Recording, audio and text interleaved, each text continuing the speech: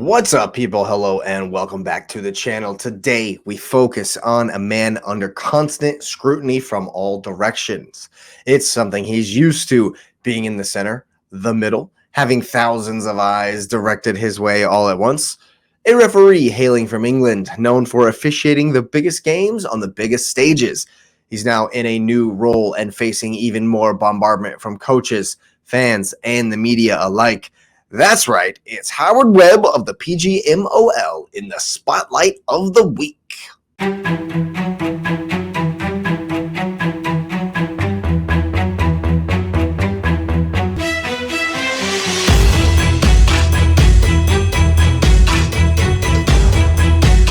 Just like any of us who have refereeing experience, Webb would begin in the local leagues in 1989, no doubt with youth matches, and work his way up. 4 years of practice, and he would move up the ladder to the Northern Counties East League in the assistant role.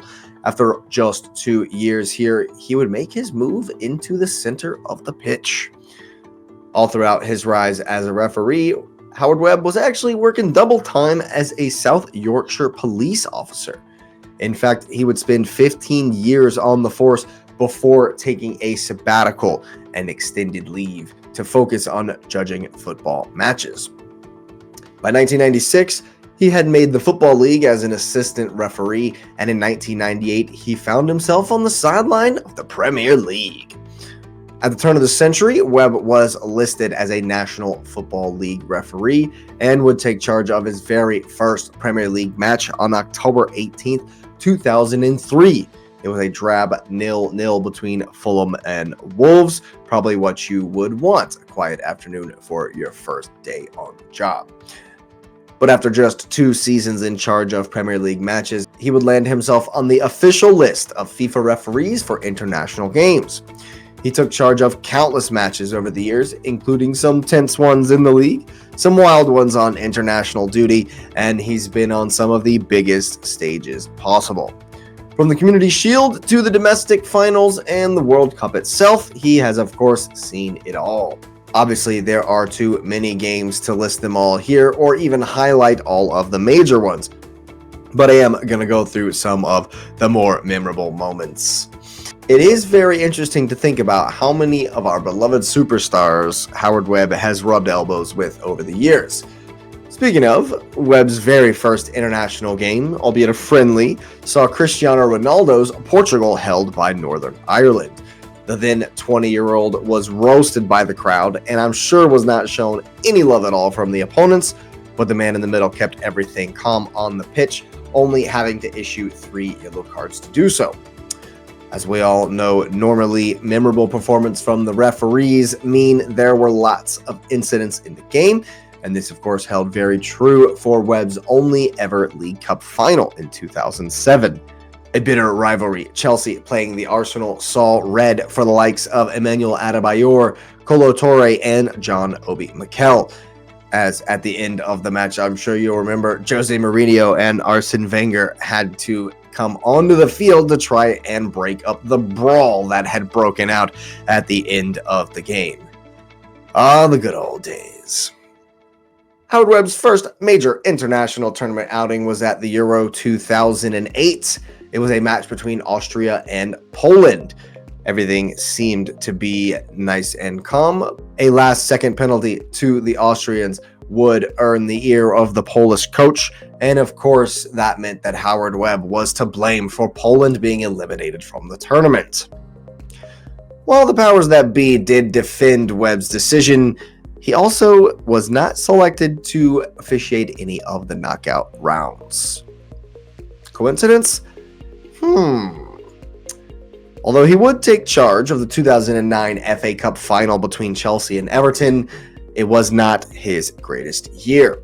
Some might say that halting Spurs' momentum at Old Trafford by awarding a pin to the home side spurred them on to their 18th domestic title. See what I did there? Not to mention coming back from 2 down to win 5-2 off the back of Webb's decision, but perhaps even lower than this, as he's himself said it was the lowest moment of his career, came in a 3rd round replay in the FA Cup between Birmingham and the Wolverhampton Wanderers. He would miss a penalty decision and later on say that it was a definite mistake, and he also would block a pass from Birmingham that would have put them on the attack. Instead, it fell right to a Wolves player who was able to break through and score the goal to kill off the match.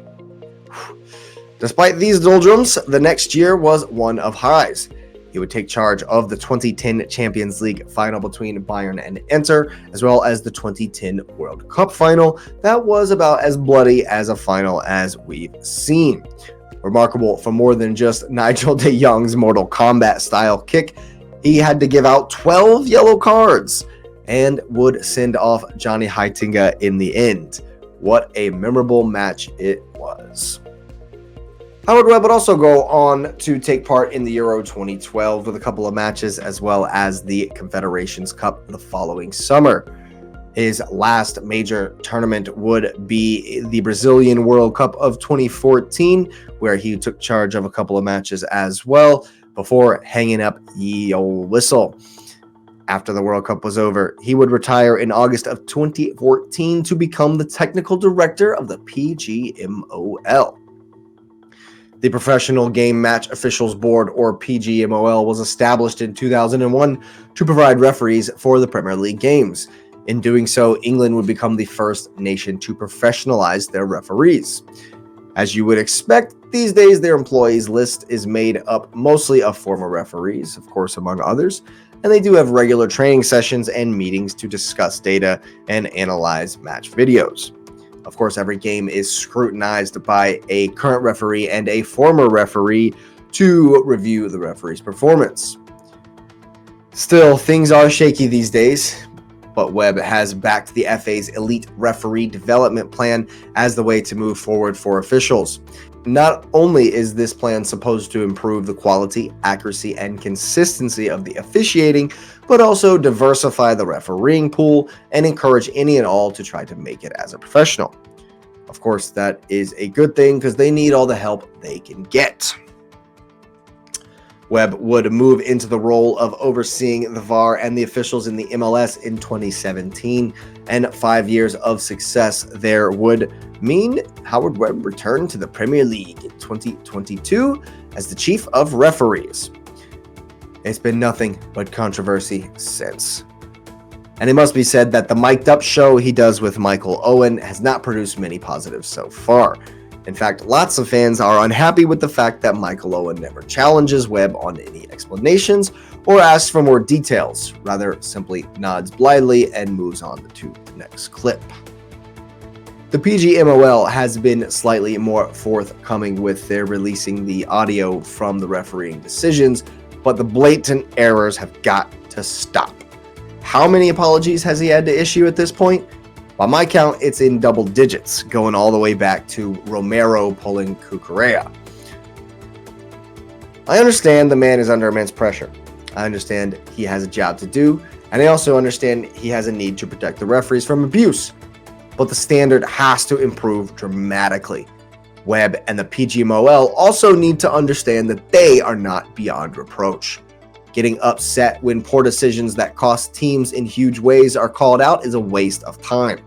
Banning managers for highlighting incorrect decisions is also counterproductive. Transparency is the key for me, but that can obviously be tough to achieve fully. And of course, now they're discussing implementing even more measures and more power for the VAR to wield, something that has me honestly very worried about the future of our beloved game. At the end of the day, the question remains, has Howard Webb made things better or worse for the officiating in the Premier League? A renowned referee himself, but there are those that think he might have bitten off more than he can chew in his current role. Well, let me know what you think of Webb and the PGMOL in the comments below. This has been another Spotlight of the Week. Get the likes up on the video, subscribe if you're new. We are on our way to 200 subscribers. Of course, thanks for being here. Thanks for listening, and you will see me next time.